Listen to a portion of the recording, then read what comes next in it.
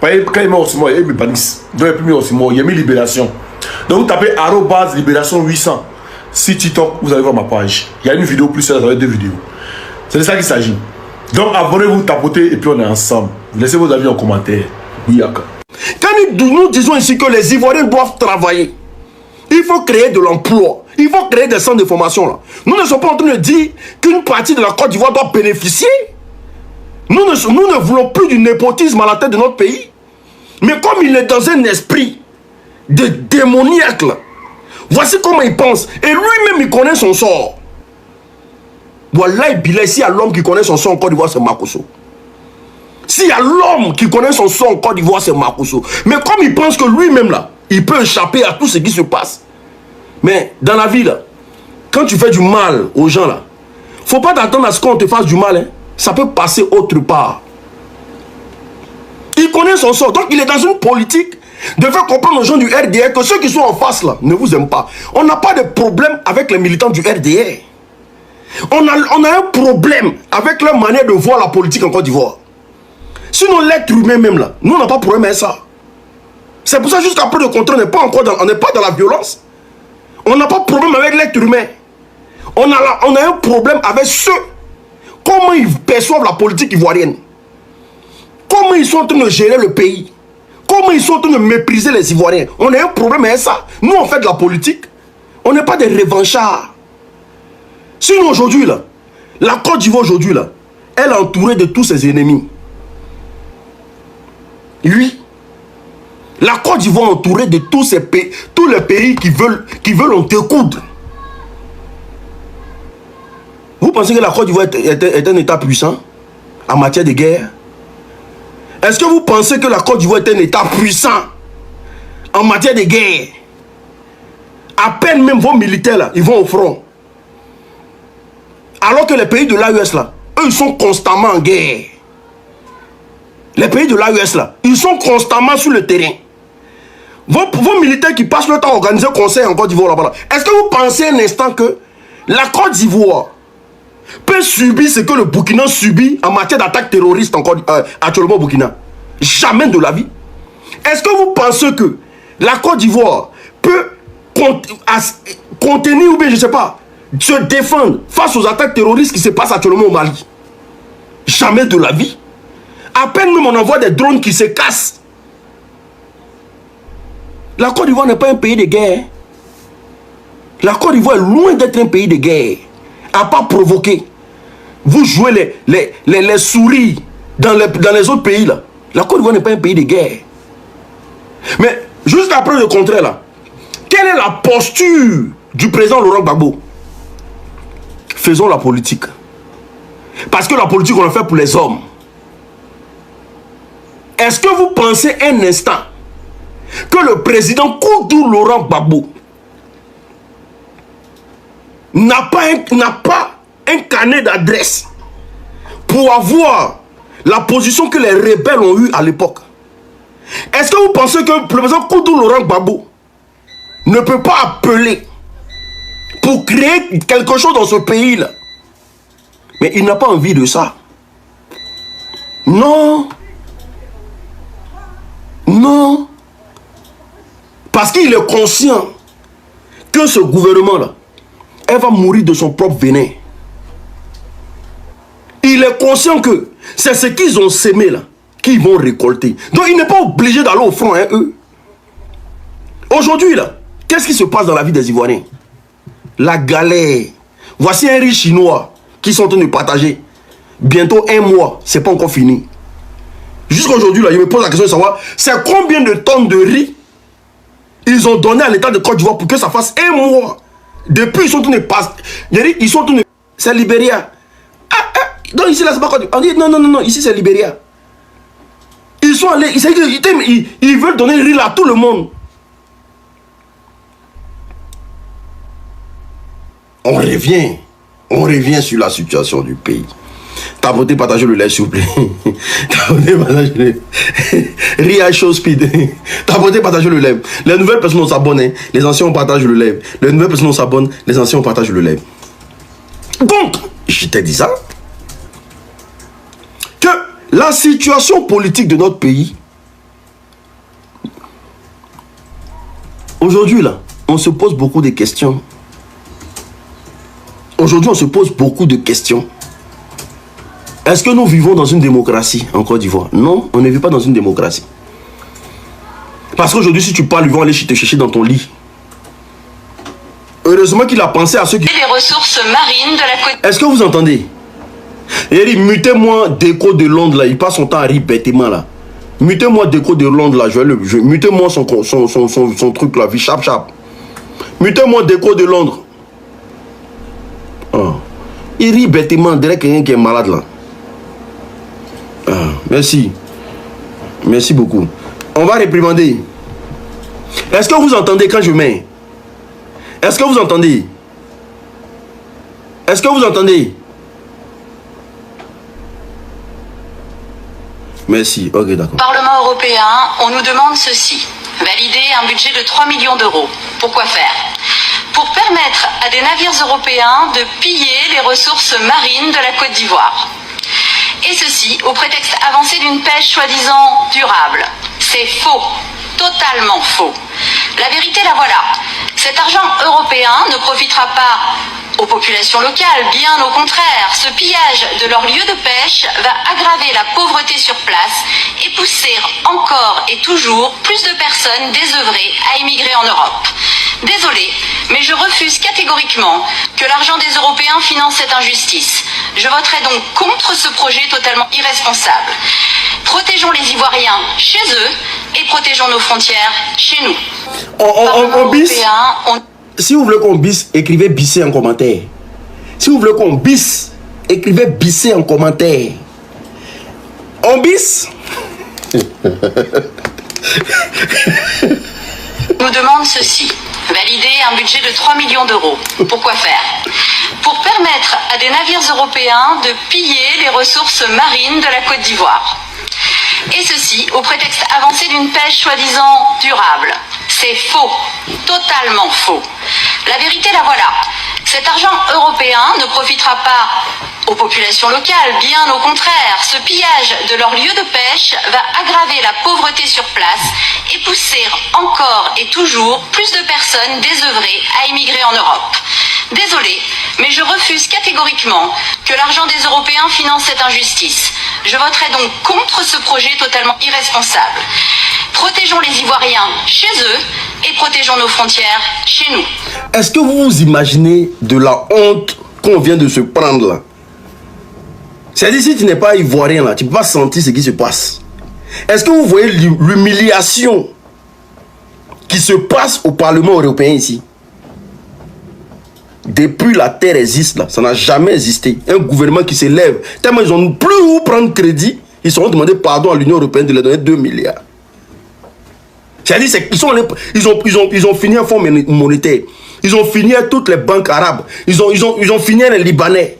Il n'y a personne qui veut leur donner crédit. C'est à l'Union européenne maintenant qui vient dire, ah les gars, est-ce qu'on peut avoir 2 milliards là-bas?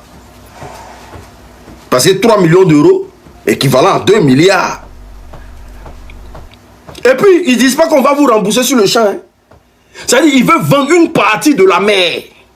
C'est-à-dire qu'ils veulent donner une partie de la mer pendant 4 ans.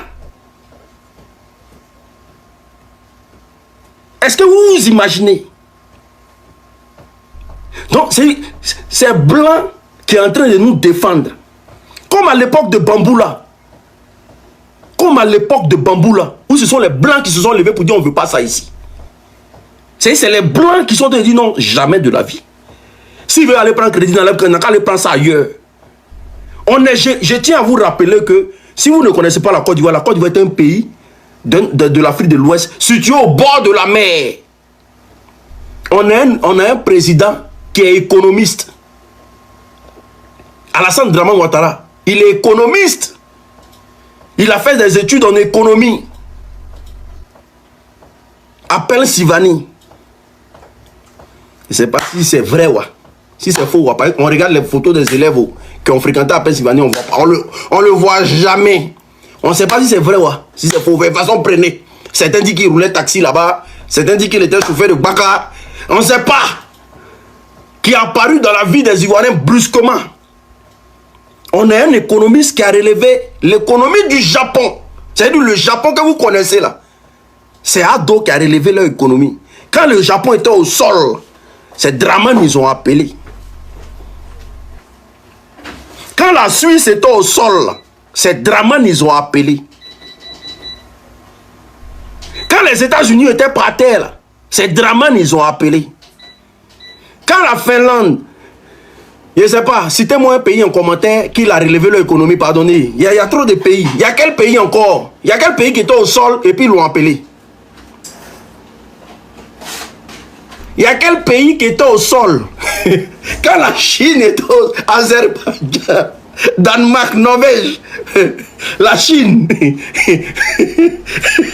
Hollande, Brésil, la Grèce, Corée du Nord, Corée du Sud, mon cher. Quand tous les étaient au sol là, c'est lui ils ont appelé.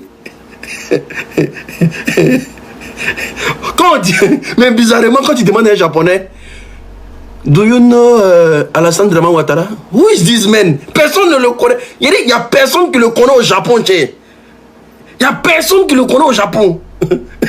On fait micro-trottoir, on ne le connaît pas, mon frère. Il relève les économies. Mais il est arrivé en Côte d'Ivoire. Quand il est arrivé en Côte d'Ivoire, là, il a vu 6 000 milliards dans les caisses, la dette de la Côte d'Ivoire, autant de Gbagbo. Il a dit, mais oh putain, comment un pays peut s'endetter aussi pareil? Mais monsieur le président Laurent Gbagbo, vous vous foutez des Ivoiriens? Mais vous êtes un voleur. Comment vous pouvez endetter le pays à hauteur de 6 000 milliards? C'est pas possible. Mais les Ivoiriens, comment vous pouvez vous laisser berner? Parce que tout le monde a cru. Parce qu'on nous a dit non, que le président que vous voyez là, il a 2 jets privés. Il a 3 bateaux. Et dans ces 3 bateaux-là, il y a tous ces dollars dedans. Parce que la banque américaine là n'arrive pas à garder son argent aux États-Unis. Donc ils ont mis certains billets dans des bateaux qui sont en train de venir en Côte d'Ivoire.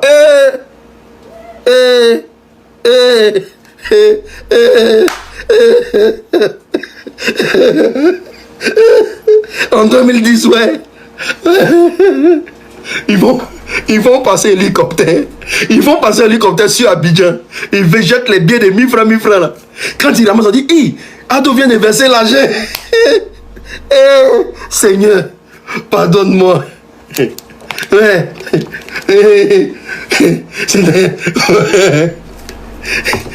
Les gens ont fait convoi. On dit bateau là. On dit bateau là arrive au port. Les gens ont fait convoi pour aller s'asseoir au port. Il y a des gens qui ont dormi au port. Parce qu'on dit là, quand ils vont arriver là, ils vont partager une partie de l'argent à la population. On dit les 3 bateaux arrivent depuis les États-Unis. C'est rempli de billets de dollars. Tu vois les Ivoiriens maintenant.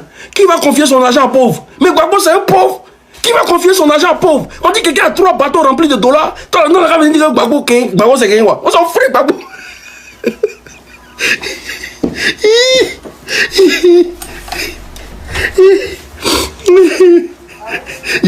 Frappe chirurgicale.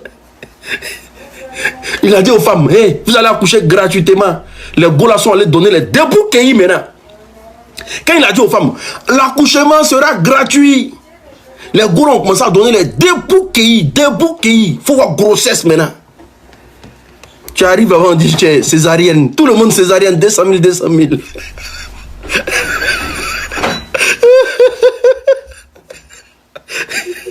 Tu arrives à ta grossesse, on dit césarienne, 200 000, césarienne, 200 000.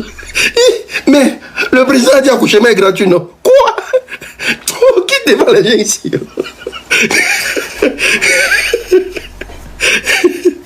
Il a dit, chaque Ivoirien un toit.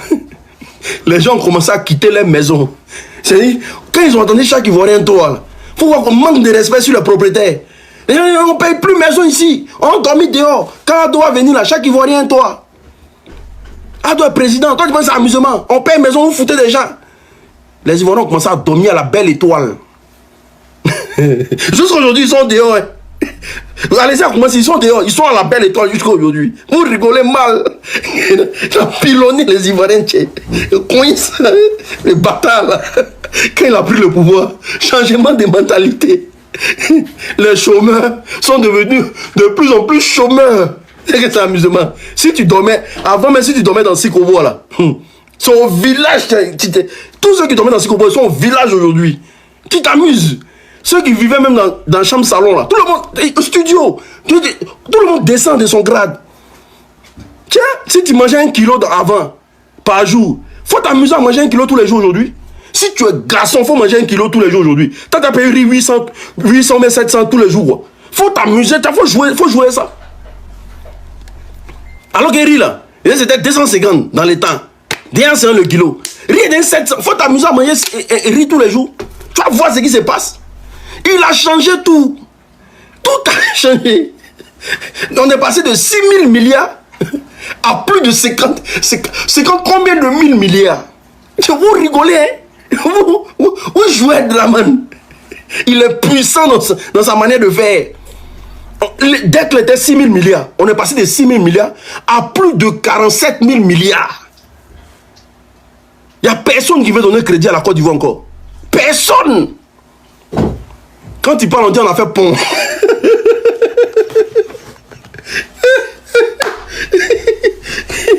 Quand il parle, il dit vous avez fait quoi l'argent? Il dit ils ont fait pont.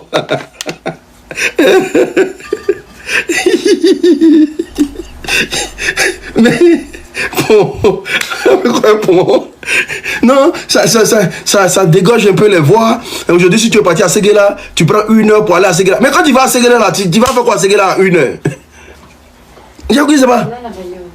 Il ne sait pas quand tu vas à Séguéla pour faire 1 heure, là, tu fais quoi à Séguéla? Jerry, Mora, on ne va jamais l'oublier. Draman, on ne va jamais l'oublier. Il a marqué les Ivoiriens au fer rouge. Parce qu'on a connu des menteurs, hein, des doyman, mais modèle de Draman là. Il y a où faire écouter un président ici? Il y a quoi là? Il y a où faire écouter un président ici? YouTube. Il y a où faire écouter un président ici? T'as voté partager le live s'il vous plaît. Il y a où écouter un président ici qui a parlé de Draman? Il vient.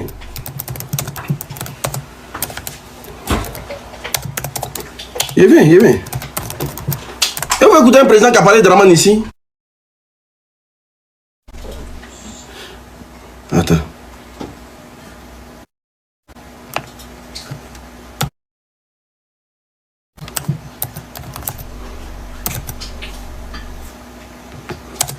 Ok. T'as voté? Il y a quoi là? T'as voté le live? Ils sont déchargés. T'as voté? Oui, t'as voté. Monsieur le Président. Vous ne connaissez pas la valeur de ma voiture. On s'en fout. Et puis il y a eu la pub de vendez votre voiture pour un mur. T'as voté le live, ils sont signalés mon live, t'as voté. Et j'adore vous expliquer à quel point... Monsieur le Président, vous écoutez. Dans le final, notamment, Alassane Ouattara, par exemple, a dit que si vous êtes gagnant au premier tour, ce sera dû à la fraude. Mais Alassane Ouattara était menteur. Bissé. Dans le final, notamment, Alassane Ouattara, par exemple, a dit que si vous êtes gagnant au premier tour, ce sera dû à la fraude. Mais Alassane Ouattara était menteur. Et je le répète pour vos auditeurs et pour vos téléspectateurs, il ne faut pas que les gens fassent attention à son esbrouf. C'est parce qu'il est menteur qu'il n'a jamais réussi à arriver au pouvoir depuis 1993. Le mot est fort, menteur. Le mot n'est pas fort. C'est ce qu'il est. C'est la description. Et c'est comme ça qu'on prépare les incidents.